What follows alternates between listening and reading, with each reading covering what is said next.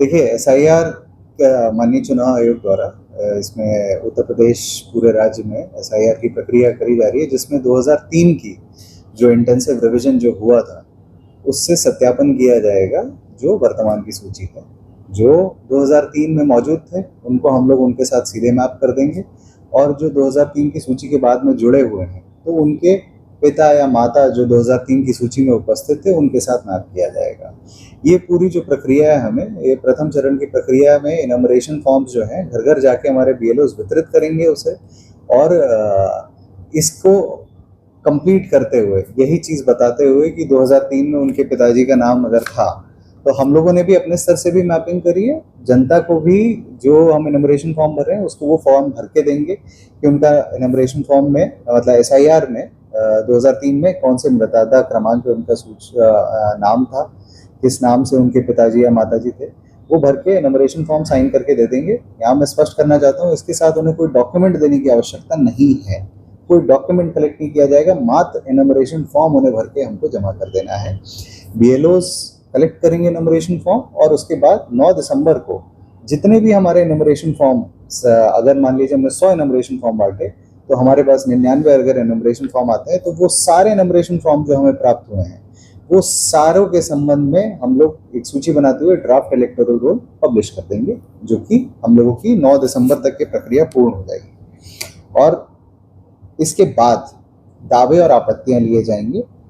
उसमें जिनके नंबरेशन form incomplete होंगे उनको भी नोटिस इशू किया जाएगा। जो हमारा ईआरओ होंगे, संबंधित विधानसभा क्षेत्र के जो निर्वाचक रजिस्ट्रीकरण अधिकारी हैं, वो नोटिस इशू करेंगे। और इसके साथ ही पॉलिटिकल पार्टीज भी दावे आपत्ति, या कोई भी व्यक्ति दावे आपत्ति इसके संबंध में कर सकता है कि मतदाता सही है गलत।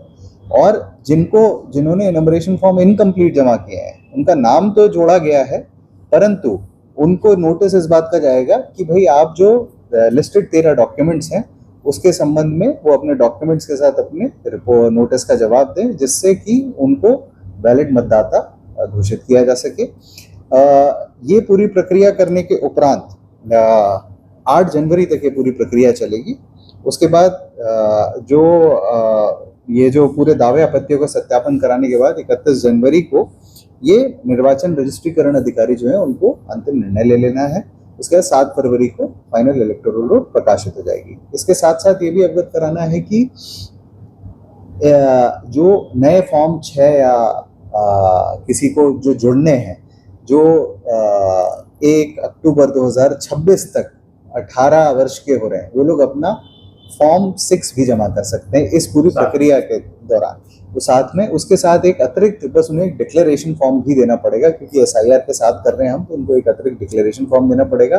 तो जो 7 फरवरी को हमारी जो फाइनल इलेक्टोरल रोल होगी उसमें भी इनको इंक्लूड करते हुए ही प्रकाशित किया जाएगा। इसी में नए मतदाताओं का भी नाम जोड़ा जा सकता है, परंतु विद डिक्लेरेशन फॉर्म। इसमें कुछ जनता से अपील करना चाहेंगे जो बीएलओ घर घर जा रहे हैं उनको सहयोग के? हाँ, जैसे मैंने आपको बताया कि इसमें सर्वप्रथम जो भी किसी के मन में कोई भ्रांति ना रहे, मैंने पहले भी बताया इनमरेशन फॉर्म के साथ आपको कोई डॉक्यूमेंट देने की आवश्यकता नहीं है, वो द्वितीय चरण का पार्ट है। पहले चरण में आप इनमरेशन फॉर्म सब जो भी हमें वापस साइन करके देगा, जिस भी तरीके से देगा, हम उसको ड्राफ्ट इलेक्टोरल रोल में पब्लिश कर देंगे। दूसरी चीज कि एसआईआर 2003 की जो मतदाता सूची है, लोग voters.eci.gov.in पे जाके अपना उसको डाउनलोड कर सकते हैं और उसमें नाम भी देख सकते हैं अपना कि उनका या उनके पिताजी का नाम कहाँ पे था, किस समय था।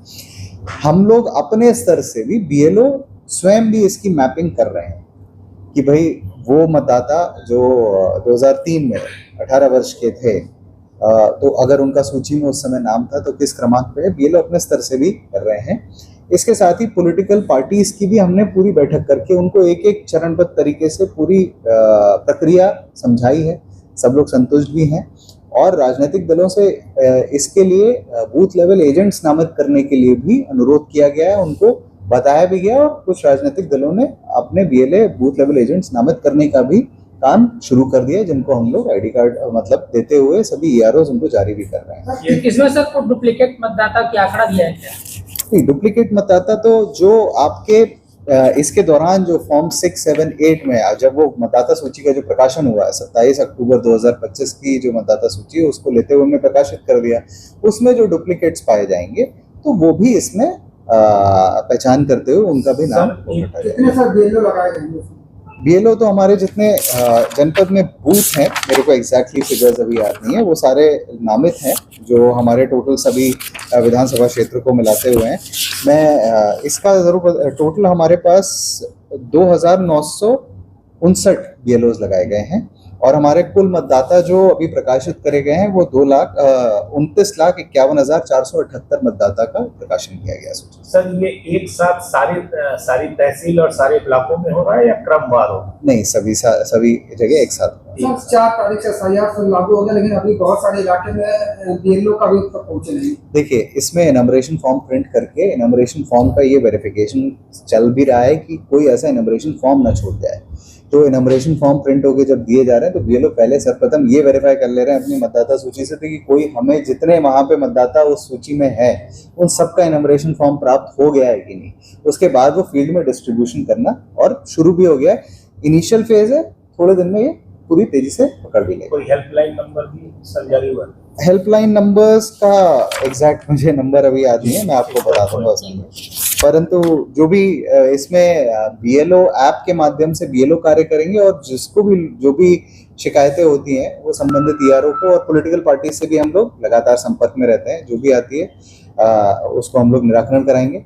इसके साथ एक और जो अभी जो कार्य शुरू हुआ है वो है बूथों का पुनर्निर्धारण का, कि बूथों को हम लोग 1200 इलेक्टर्स पे बूथों को निर्धारित करेंगे।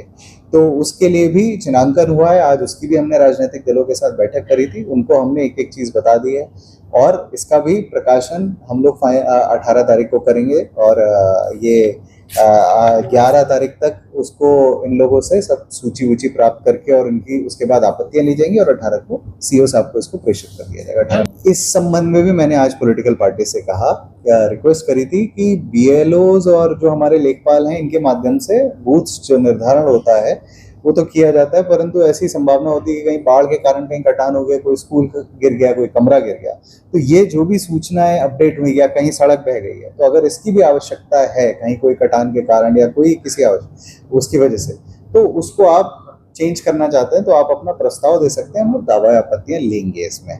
रही बात ये जो अश्योर्ड मिनिमम फैसिलिटीज की जो आप बात कर रहे हैं, माननीय चुनाव आयोग ने इसके लिए भी स्पष्ट निर्देश हैं और बिजली की जो बात है, बिजली के कनेक्शंस तो हम लोगों ने ऑलमोस्ट हर स्कूल में अब करा दिए। जो पेंडेंसी थी सीडीओ सर के स्तर पर रिव्यू कर करके हम लोगों ने इसको कंप्लीट करा दिया है।